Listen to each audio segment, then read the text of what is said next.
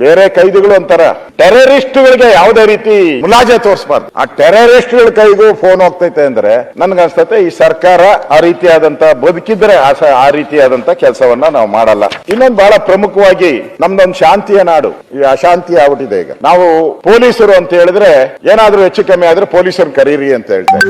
ಪೊಲೀಸರು ಎಲ್ಲಾದ್ರೂ ಬೇಕು ಪೊಲೀಸರು ಬರ್ಬೇಕು ಅಂತ. ಇಲ್ಲಿ ಪೊಲೀಸರೇ ಕಳ್ಳರು. ಅಮೆರಿಕಾದ ಒಂದು ಫಿಲಂ ನೋಡಿದ್ದೆ, ಬ್ಯಾಂಕ್ ದರೋಡೆದು ನೋಡಿದೆ, ಬಹಳ ಚಂದಾಗಿದೆ ನೋಡಿದೆ. ಇದು ಬಹಳ 40 ವರ್ಷದ ಫಿಲಂ.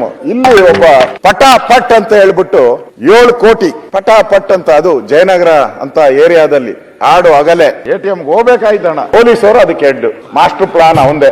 ಅಂದ್ರೆ ಪೊಲೀಸರೇ ಕಳ್ಳರಾಗೌಟ್ರೆ ಯಾರನ್ನ ನೋಡೋದು? ಅದೇನೋ ಗಾದೆ ಇದೆ, ನಮ್ಮ ದರೆ ಎತ್ತಿ ಉರಿಯುವ ಬದುಕಲಲ್ಲಿ ಹೋಗಿವೆ ಅಂತ. ಏನೋ ದೀಪ ಇದ್ರೆ ಪರವಾಗಿಲ್ಲ, ದರೆನೇ ಎತ್ತಿ ಉರಿಬೇಕಾದ್ರೆ ಬದುಕೀಗ ಎಲ್ಲಿ ಹೋಗ್ಬೇಕು? ಈಗ ರಾಜ್ಯದಲ್ಲಿ ನಾನು ಹೇಳ್ತಾ ಇರೋದು ಸಕ್ರಿಯ ರೌಡಿಗಳು 23,000 ಜನ, ಒಂದು ಸ್ಲೀಪರ್ಸ್ ಒಂದು 30,000 ಜನ ಇರ್ಬೋದು. ಸ್ಲೀಪರ್ಸ್ ಎಲ್ಲ ಅಂತಾರಲ್ಲ ಈ ಟೆರರಿಸ್ಟ್, ಅವ್ರು ಸಕ್ರಿಯನೇ 23,000 ಜನ ಇದ್ದಾರೆ. ಮತ್ತೆ ಅವ್ರ ರಿಪೋರ್ಟ್ ಪ್ರಕಾರ 43,000 ಬೈಕ್ ಕಳ್ತಾನ, ಅದು ಎಲ್ಲ ರಾಯಲ್ ಎನ್ಫೀಲ್ಡ್.